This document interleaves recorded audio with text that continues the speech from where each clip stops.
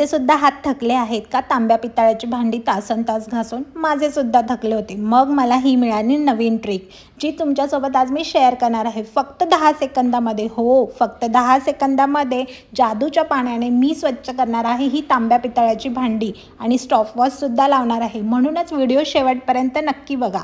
Video पुढे जाण्या अगोदर मला तुम्हाला हे सांगायचं आहे की चॅनलला पहिले सबस्क्राइब करा, कारण रोज दुपारी 2 वाजता अशाच आपल्या चॅनलवरती छान छान माहितीपूर्ण व्हिडिओज येत असतात।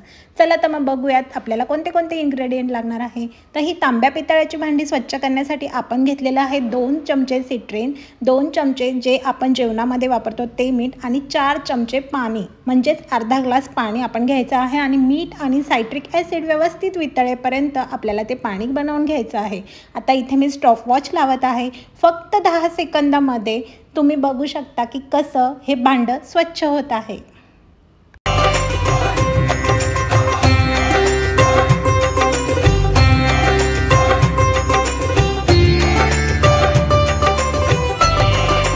हे जादूचं पाणी आपण स्प्रे बॉटलमध्ये टाकून भांड्यांवरती स्प्रे सुद्धा करू शकतो, ज्याच्यामुळे आपण स्प्रे केल्यानंतर फक्त वाईप आउट केलं तरी सुद्धा भांडी स्वच्छ निघतात। चला तर मी तुम्हाला दाखवते कसं करू शकतो।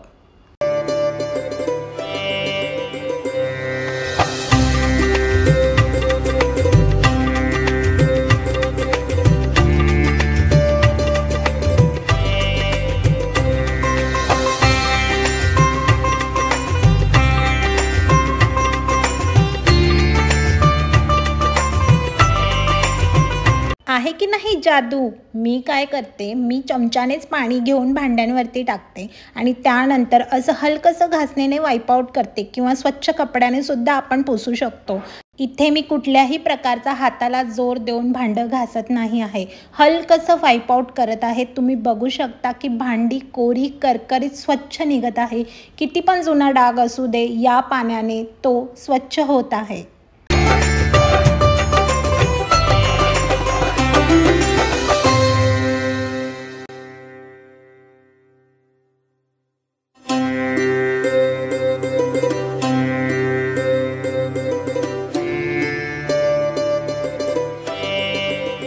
आपण गृहिणींना घरामध्ये काही कामं थोडी असतात का? आणि त्यामध्ये ही तेलकट तुपकट भांडी घासण्यासाठी तासनतास द्यायचे, त्यापेक्षा अशा व्हायरल ट्रिक्स वापरल्या ना की आपला वेळही वाचतो, एनर्जी पण वाचते आणि आपल्याला छान प्रसन्नही वाटतं की काहीतरी आपण कमाल केलेला आहे, बरोबर ना? सो तुम्ही सुद्धा ही ट्रिक ट्राय करून बघा। एकदम नॅचरल आहे, एन्व्हायरमेंट फ्री आहे, खर्चिक पण नाही आणि लहान मुलं आसपास असतील तर काही त्याचा धोकासुद्धा नाही आणि आपले हातसुद्धा स्वच्छ राहतात। कारण पितांबरी किंवा इतर पावडरने जेव्हा आपण तांब्या पितळाची भांडी घासतो त्यावेळेला नक्कीच ती 2 ते 3 दिवस नखांमध्ये घाण साचून राहते आणि हाताला जी दुर्गंधी येते, भांड्यांना जी दुर्गंधी येते ती काही केल्या जात नाही। म्हणूनच ही सोपी ट्रिक आहे जी आपण इझिली कधी पण करू शकतो।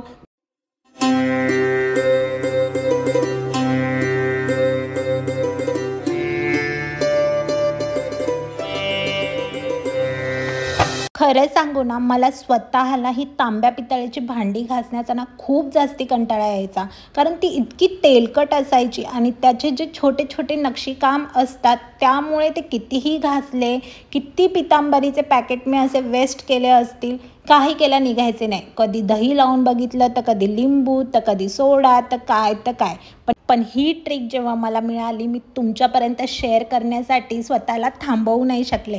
म्हटलं आता सणावाराचे दिवस आहेत, घरामध्ये आपल्याला दिवे लावायचे आहेत, देवाची भांडी लागणार आहे, तर तुम्हाला ही ट्रिक पहिले शेअर केली पाहिजे, म्हणजे तुमची पण मेहनत वाचेल, एनर्जी वाचेल आणि बाकी कामं करण्यासाठी तुम्हाला वेळ मिळेल।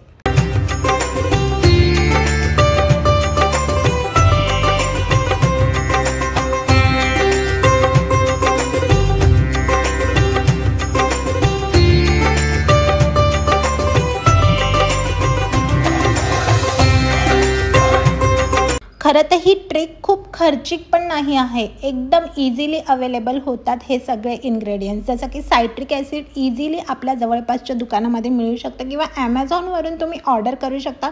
हवं तर मी लिंक तुम्हाला शेअर करते. आणि मीठ तर आपल्या स्वयंपाकघरामध्ये प्रत्येकाच्या असतंच. आणि पाणी, बस हे 3 इन्ग्रेडियंट्स जे मोजमाप मी सांगितलं आहे त्याप्रमाणे तुम्हाला घ्यायचे आहेत. व्यवस्थित ते मिक्स करून झाल्यानंतर ही जादू करायची आहे.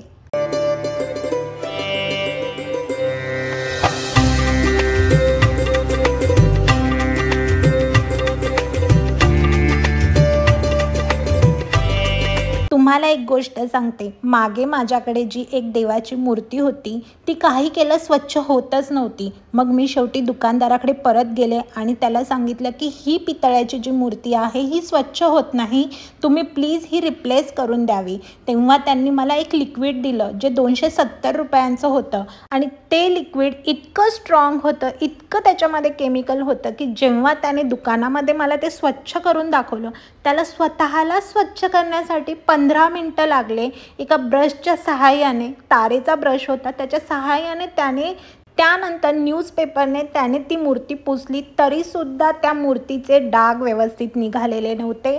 आणि वास जो होता तो इतका बेकार होता की त्याच्यामुळे मला घशामध्ये खवखव होत होती. आजपर्यंत मी ते लिक्विड माझ्या घरामध्ये आहे, पण मी ते वापरलेलं नाही. आणि फक्त एकदा मी ते वापरण्यासाठी काढलेलं, पण त्याचा इतका स्ट्रॉंग केमिकल वास येत होता की माझी हिंमत पण झाली नाही की ते पुन्हा मी वापरू. म्हणूनच या अशा साध्या सोप्या ट्रिक्स ज्या आहेत ना, नॅचरल इन्ग्रेडियंट्स वापरून आपण करू शकतो, त्या जास्तीत जास्त आपल्या घरामध्ये केल्या पाहिजे. कारण आपल्या घरामध्ये लहान बाळं असतात, आपल्यालाही स्वतःला या गोष्टींचा त्रास होतो, बाळांनाही होतो. म्हणून जितकं आपल्याला एन्व्हायरमेंट फ्रेंडली गोष्टी आहेत त्या करता आल्या तर आपण करायच्या.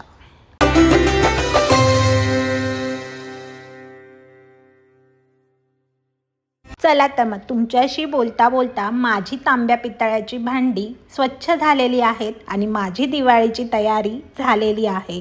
मी छानपैकी आता ही तांब्या पितळ्याची भांडी दिवाळीला वापरू शकते.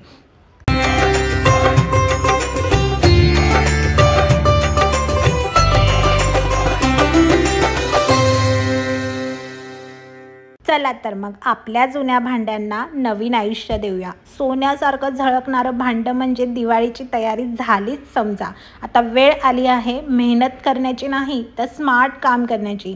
चला तर मग व्हिडिओला लाईक करा आणि सेव्ह करा पुढच्या वेळेसाठी, तुम्हाला हा व्हिडिओ बघण्यासाठी. आणि तुमच्यासारख्या गोड गोड गृहिणींना ही व्हिडिओ शेअर करा, म्हणजे त्यांचीसुद्धा मेहनत वाचेल, एनर्जी वाचेल आणि चुटकीमध्ये सगळी कामं ते करू शकतील. चला, तुम्हाला जर ही व्हिडिओ आवडली असेल तर कमेंटमध्ये भांडी चमकली हे नक्की लिहा. आणि जर ही ट्रिक तुमच्यासाठी काम नाही केली तर तुमची भांडी माझ्या घरी पाठवून द्या, मी नक्की चमकवून देईन. आणि जर ते चमकलं नाही तर मग ते तांब्या पितळ्याचं भांडंच नसणार. चला तर मग भेटूयात अशाच नवीन व्हिडिओमध्ये. पुढच्या व्हिडिओमध्ये सुद्धा मी छान क्लिनिंगची अशीच एक टिप तुम्हाला शेअर करणार आहे. दिवाळी सणाच्या छान छान व्हिडिओज आपल्या चॅनलवरती येत आहे. चॅनलला सबस्क्राईब करायला विसरू नका. लाईक करा, कमेंट करा आणि खुश रहा.